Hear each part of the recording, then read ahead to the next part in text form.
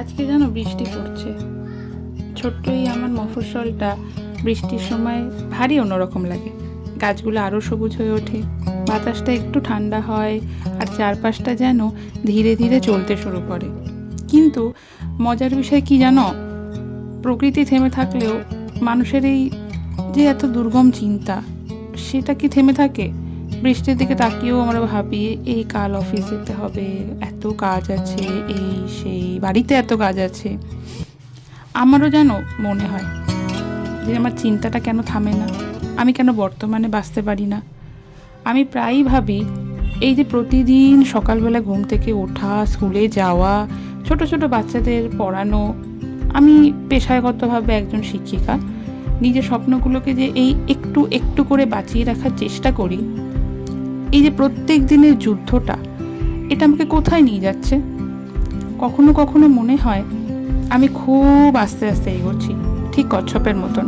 হয়তো আমি একদিন আমার গন্তব্যে পৌঁছবো, কিন্তু আমারই বয়সী অনেকে এমন আছে যারা অনেক দূর চলে গেছে অনেক কম সময়ের মধ্যে। কিন্তু কার বেতন বেশি, কার চাকরি ভালো, কার জীবনে নিশ্চয়তা বেশি, এইগুলো তো প্রি প্ল্যান্ড হয় না। এগুলো ধীরে ধীরে আমরা গড়ে তুলি। সবার তো গন্তব্য এবং সবার চলার পথটা তো সমান হয় না, এটা কিন্তু আমি আগে বুঝতাম না। আর আমি যে এখনো পথ খুঁজছি, এক্সপ্লোর করছি, কথাগুলো শুনতে খুব ভালো লাগে, কিন্তু এই যে এক্সপ্লোর করার যে জার্নিটা, এটা খুব কঠিন। তারপর আবার আমার মনে হয় প্রত্যেক মানুষের তো সময় আলাদা, সব ফুল কি একই ঋতুতে ফোটে? আজ কিছু বাদাম খেতে খেতে এবং এই প্রশ্ন তৈরি করতে করতে আমার মনে হচ্ছিল যে আমার জীবনে পরিবর্তনগুলো খুব দ্রুত। ছোটবেলায় আমরা কত সহজে খুশি হতাম, বর্তমানে বাঁচতাম, খুশি হতে কারণ লাগতো না।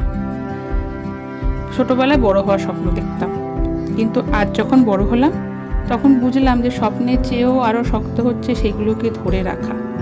এবং শক্ত হচ্ছে আমার আদা। ওর সাথে খেলতে খেলতে, আনন্দ করতে করতে, হাসি ঠাট্টা করতে করতেই বুঝলাম যে ওর কাছে বর্তমানটা কত ইম্পর্টেন্ট।